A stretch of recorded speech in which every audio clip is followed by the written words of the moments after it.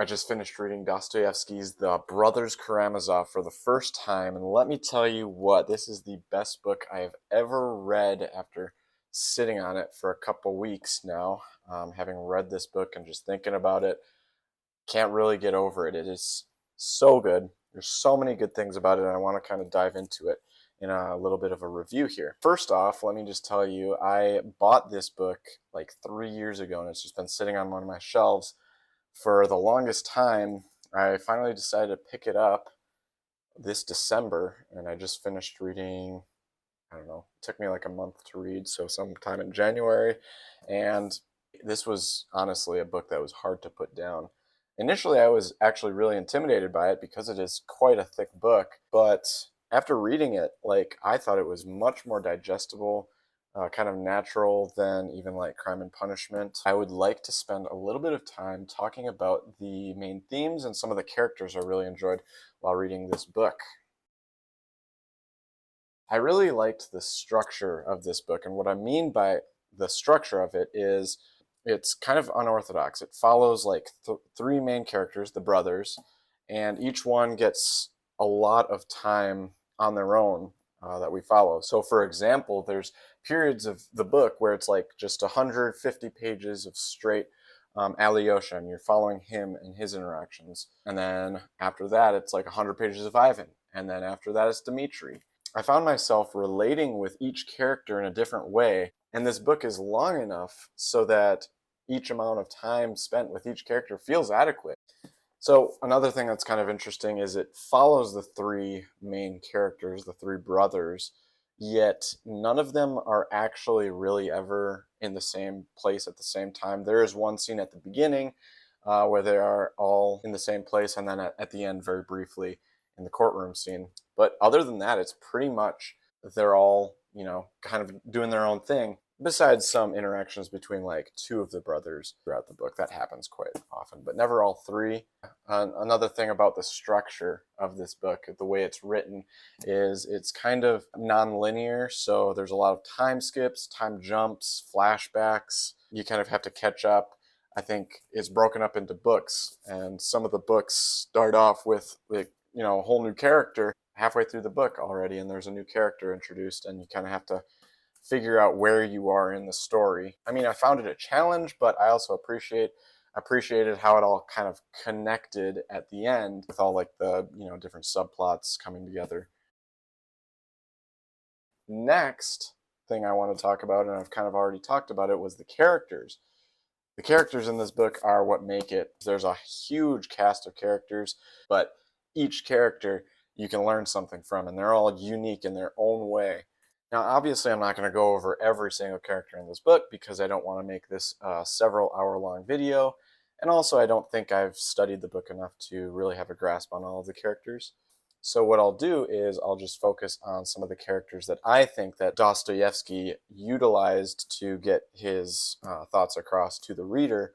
So the main characters, the brothers, and then a few others I'll talk about too briefly. Let's start with Dmitri, the eldest brother. Dmitri Karamazov, often called Mitya in the book. Mitya is known around town as a sensualist. That's how he's described several times. He's passionate, abrasive, and he naturally gets himself into trouble. We see this right away from the get-go in this book. He also likes poetry, which fits with his character because he's such a passion-filled kind of romantic who would trade any and all responsibilities for a single night of pure bliss and pleasure.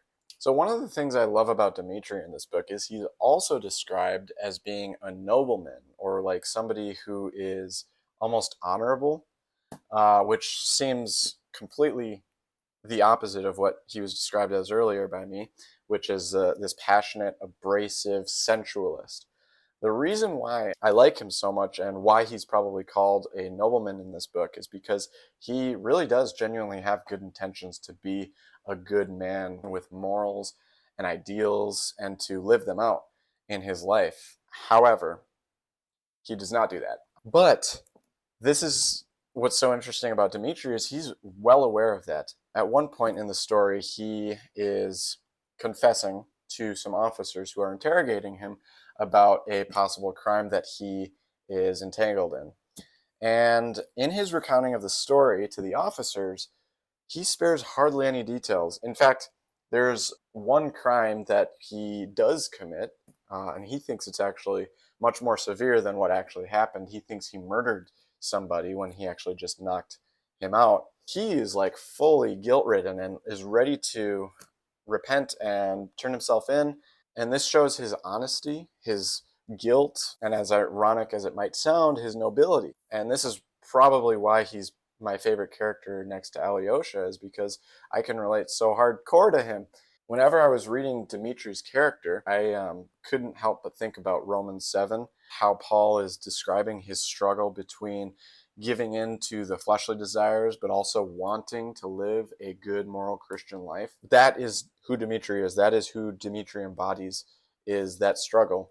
He's a great example of the total depravity of man, that when we have a choice to do what is good or what is wrong, 10 out of 10 times we choose to do what's wrong.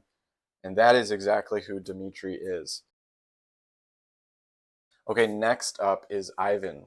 He is probably the most famous or well-known of the brothers in the world because of his great explanation of the problem of evil and his denial of God. It's one of the best articulations or arguments against belief in God, and we'll talk a little bit about that. So Ivan is eating dinner at a pub with Alyosha, his brother, and they're having a conversation, and this is really their only like lengthy conversation in the book. And it's one of the first conversations that they've had because they were kind of pretty distant, didn't really connect from an early age. And so this moment in this book is like one of their first almost getting to know each other conversations. And the problem of God comes up because Alyosha is a hardcore Christian and he's got a childlike faith. And then Ivan, who's experienced a little bit more life, challenges Alyosha. So he talks about the problem of evil. And that is that if God is all good and all merciful and all loving, then how can evil exist in this earth? How can the suffering of innocent people exist in this world? That's what he's really focusing on. And more specifically, he's focusing on the innocent children. I think he says a quote that's like, to hell with the adults of the world. They've eaten the apple, so to speak, as in Adam and Eve choosing to break God's law. That's what he says about adults and elder people. But children really don't have that option, especially young children. Like we're talking toddlers under the age of 10, kids that are suffering pointlessly, that have been born into this world and only know suffering. So he gives vivid, visceral descriptions of real life events. I looked this up. Dostoevsky got these stories that Ivan tells from newspaper articles in his time about things that happened to these children. And they are horrifying. You can look them up. I won't go into them, but they're pretty like depraved. They are horrible. I was, got a sick feeling in my stomach when I was reading them. And they're just innocent babies. Like, he said something so profound and so strong. He's not even interested. The cold, rationalistic, argumentative Ivan is not even concerned about the existence of God. For all he cares, God does exist. What he cares about is that God worth believing in? And he argues no. He says famously, I give my ticket back to God. I don't want him. So what's interesting about Ivan is it's not his intellectual side that is disproving God. It's actually his humanity, his instant reaction to viewing or reading about one of these instances with these children is that initial reaction, that humanity of his that just cannot accept a God that would allow this thing. Like how many of us can sympathize with that if we actually think about it or have actually experienced some of that evil or suffering that just doesn't make sense, doesn't seem warranted. And yeah, to be honest, me personally, I don't have a good answer for that. And Alyosha even says, he admits that if he were God and he was designing the universe, would he design it like this? And he says, no, I wouldn't. And man, it's tough. And Alyosha never actually comes up with a response to Ivan. He never gives him a good answer when they go their separate ways. And so, yeah, that's Ivan. That's what he's known for in this book, and it's great. Okay, now I want to talk a little bit about Alyosha. Now, Alyosha is the hero of this book. He is the good character, the morally right character. He hardly does anything wrong, and he is who the audience should be rooting for. He's the youngest of the three brothers, so it goes Dmitri or Mitya, Ivan, and then Alyosha. And he is, I think, 8 years younger than Dmitri and 4 years younger than Ivan. And he's the most inexperienced, as Ivan points out to Alyosha. He's inexperienced. He hasn't seen a lot of life. He's pretty naive about everything. And that's why he is into this mystical, spiritual, religious stuff, is because he just hasn't had enough experience in the real world. That's kind of the accusations that he receives. So let's talk a little bit about Alyosha. While Alyosha is sheltered and hasn't experienced many travesties in life, I don't think it's fair to say that Alyosha's faith is naive, and I'm just basing that off of his character throughout the entire novel, and his actions that we get to watch. First of all, there's a consistent doubt that Alyosha wrestles with. This is what I loved so much about this character, is although he's the hero and although he does the right thing most of the time, he doubts so often. So many times we think of a person that's a Christian to be a person who never wavers in their faith, who never doubts, who is always sure that God has their back. But throughout Scripture, I just recently saw a stat that said that 1/3 of the Psalms are Psalms of lament. In other words, like complaining or mourning to God about the predicament. And I think of David and all the times he was crying out to God saying, "Why have you forsaken me?" That's who Alyosha is in this book. He doesn't have all the answers. He's naive, he's young. In the set of events in this book, this is probably the most challenging time of Alyosha's life. His dad obviously dies. That's the main plot point of the story. But also in this story, he meets a young boy who is just a mess. He is humiliated because his dad was dragged out of a bar and beaten up by Mitya. So he's traumatized by that. He picks fights now with pretty much everybody, including schoolboys. And furthermore, he becomes deathly ill as the story progresses. And Alyosha brings it upon himself to be there for this boy, to create a friendship, a relationship, to create a relationship, which turns into a friendship.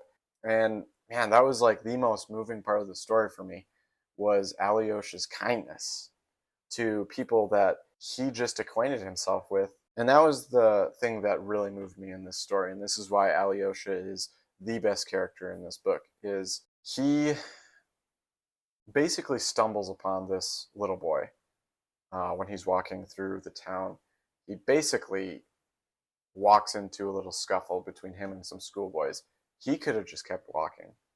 But Alyosha, being the kind person, sacrificial, loving, caring person he is, intervenes and finds out all this stuff about this boy and tries to reconcile this boy to himself, first of all, but also to his fellow schoolmates and his father and Dmitri. So, yeah, and you just got to keep on reading the book to see, I guess, how that resolves. But it is just a moving, moving story. And I think that's honestly the solution to Ivan's arguments against God. Dostoevsky is solving this problem of evil and suffering by confronting it, not just saying that things are evil, so therefore I'm out. I can blame God and that's that. It's involving yourself in confronting the evil, not having an answer for why it's there, but then going and counteracting that evil with good. That's Dostoevsky's answer. That's Alyosha's character. And man, yeah, it's good. It's something I want to be in this life. It's what I want to strive for, to be Christ-like. to love my neighbor as myself, to go out of my way to give my coat to somebody who needs it, to give food to somebody who needs it, to just be a friend to somebody who needs it, even though I don't know them or I'm not acquainted with them. So those are the three brothers. Fyodor Pavlovich is their father. I'll just talk briefly about him. He is the absolute scum of the earth. If you think Alyosha is like the exemplary ideal in this book, Fyodor Pavlovich is the exact opposite. He is the worst father in the history of fathers. So he basically gives up raising, or doesn't even raise, all three of his kids. So Dmitri, Ivan, Alyosha, and then eventually Smerdyakov, basically allows his servant, Grigory Vasilievich, I think is his name, to raise them up in his little quarters of their home. And Fyodor is like it is so sad. He is like jealous of his own kids. So one of the main love triangles throughout the story is Dimitri's, or I keep switching between Mitni and Dmitri. I'll just go on saying Dmitri from now on. Sorry. Dmitri is in love with this woman. She's like, this seductress, really attractive, really kind of scandalous, sinister, weird. I don't know. Grushenka is her name. Like Fyodor Pavlovich sees Dmitri go off with this girl. And by the way, Dmitri is cheating on his fiance with this girl. And Fyodor sees this and he wants her because he is also enamored by her and he's jealous of his own son. So he goes after her. He's got the assets, the money, right, to attract her and lure her to marry him. And it's just like, what father would ever do that? So, I mean, it's kind of ridiculous, but I think Dostoevsky was being a little bit intentional about just the absolute wretchedness of Fyodor's character. Because one of the main themes, and I'll transition now into some of the main themes of this book, is fatherhood. Before I get to that, though, I just want to talk about one more character, and that is Smerdyakov. Smerdyakov is the illegitimate son of Fyodor Pavlovich, who, it never gets confirmed, is his actual son, but pretty much everybody in the town recognizes it and understands it to be. Smerdyakov is such an interesting character. He has a lot smaller of a role, I would say, a lot less lines, but he's also intellectual, but in a really weird and disingenuous way. Like, he scoffs at everybody else besides Ivan, who he deems is like on the same level as him. So whenever he comes into contact with Ivan, he's always saying things like, "Oh, I'm so glad we intelligent people can have conversations that are worthwhile." Just like this super pretentious, really immature way of talking or thinking about things and people. He is an atheist. He's very skeptical, just like Ivan. Ivan despises Smerdyakov. Everybody despises Smerdyakov. That's just kind of how he was born and raised into this world. It's unfortunate. That's kind of the cards he was dealt. There's pretty much no redeeming qualities about Smerdyakov. I think the author is painting him to be that way. Yeah, I can't help feeling bad for Smerdyakov.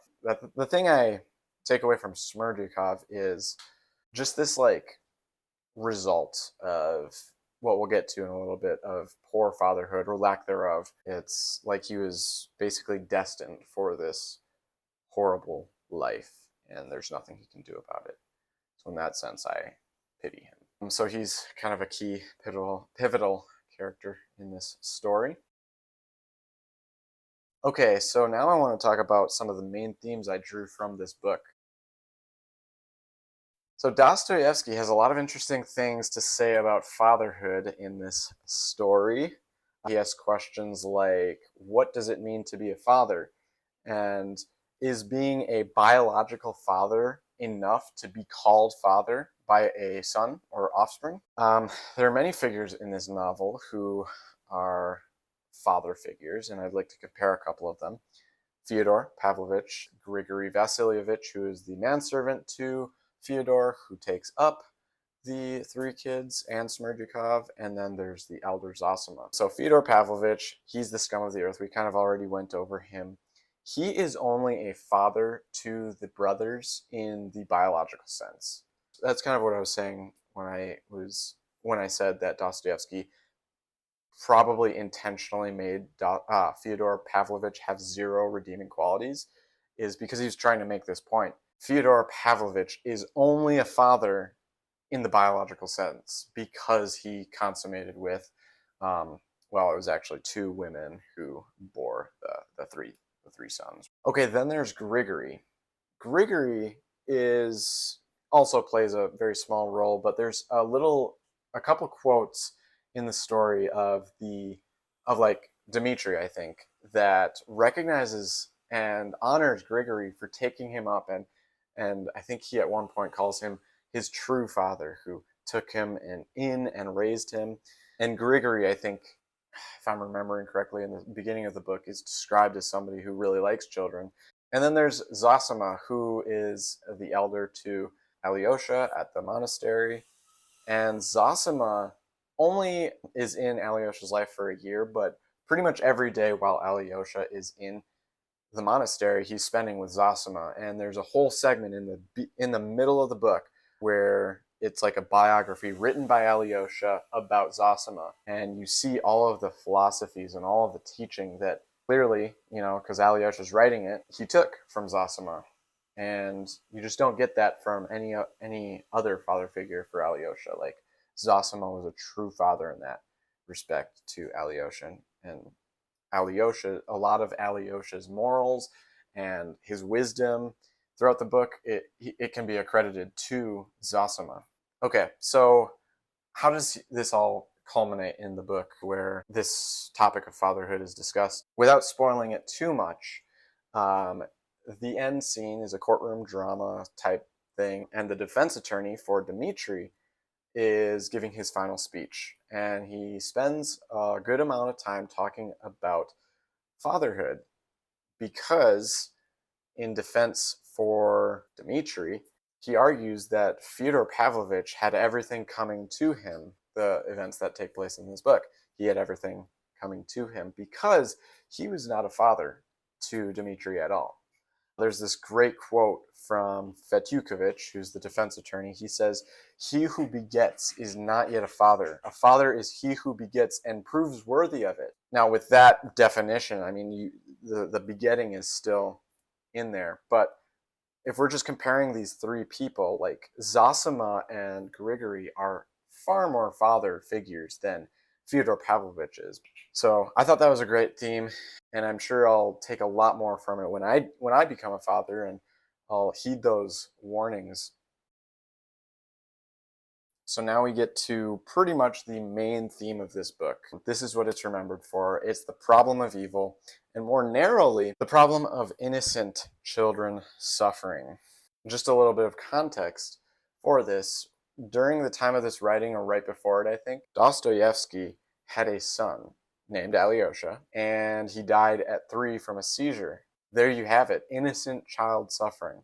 It's no coincidence that the main character, the hero of this book, is titled Alyosha. Through this character, this is how Dostoevsky resolves this problem that he's been dealing with in his own life. And Ivan, also written by Dostoevsky, and also a character that is expressing the same doubts that Dostoevsky himself has, is the one that is articulating this problem. And I won't explain it too much more in depth because I feel like I already did that when I was talking about Ivan. But anyways, that's just a bit of context to understand that this is something that Dostoevsky is literally working out in the process of writing this book, which just makes it so raw and so good and so compelling. It is heavily theological. There are so many themes and questions and answers about problems like the existence of God, the problem of evil. I like how Dostoevsky in this novel understands that God, that is, the Christian God, is not someone or something whose existence needs proving in order for the contemplator to be convinced to believe in him. Rather, our God is a personal God, an immanent God. I remember listening to an Alex O'Connor clip or podcast. O'Connor, who is a well-known atheist, told his guest that he is not so much persuaded by an intellectual or a rationalistic argument for the existence of God, but instead he would be much more persuaded by an emotional, spiritual, relational experience with the supposed immanent God of Christianity. As I said before, Alyosha never directly responds to Ivan's criticisms against God, but instead shows us his God through his actions throughout the remainder of the novel. Alyosha is a better man than Ivan. Even though Ivan might have all the correct philosophies, Alyosha is still the one who takes the time to cut out a chunk of his life to dedicate to this poor child and to be with him and to grow a relationship with him in his dying months or days. He may not have all the answers to questions against God, yet he takes what he does know about the love of God and applies it to his life. As a result, he impacts many people's lives for the better. And that's the ultimate theme, I think, of this book. It's great. Okay, the third theme I thought that this book was mainly trying to get out was the human condition, or the struggle for morality. I think that Dmitri was kind of the centerpiece of this theme in the novel, because time and time again throughout the novel, Dmitri is labeled as a nobleman with good intentions and character. Yet time and again, we frustratedly witness Dmitri do foolish thing after foolish thing. Dostoevsky almost makes a caricature of this character, Dmitri. Some of the things he does in this book are just crazy. Here's a quote from Dmitri himself. In short, I don't know how to say it. This is precisely what has tormented me all my life, that I thirsted for nobility, that I was, so to speak, a sufferer for nobility, seeking it with a lantern, Diogenes' lantern, and meanwhile, all my life I've been doing only dirty things, as we all do. This articulation of something I myself struggle with, and I'm sure you do too, is what makes Dmitri one of my favorite characters. He is so raw and unreserved, not afraid to point out his weakness and inability to do what he knows is right. All I could think of when reading Dmitri's character was mankind's total depravity. Dmitri's Romans 7-esque wretchedness ultimately points to mankind's need for an external savior. So that's it. I hope you liked this review. I hope that I've convinced you that this book is worth reading. I tried to be as spoiler-free as possible, like leaving out the main plot points. Maybe that actually was a detriment to this review because I had to leave out some specifics, but hopefully I've done enough to convince you that the themes in this book, the characters, the style, the structure of this book are so enthralling, intriguing, interesting, that you end up picking it up and reading it. And if you do, I'd love to talk with you about it. I'd like to talk with anybody about this book if you have read it. Give it a read, and goodbye.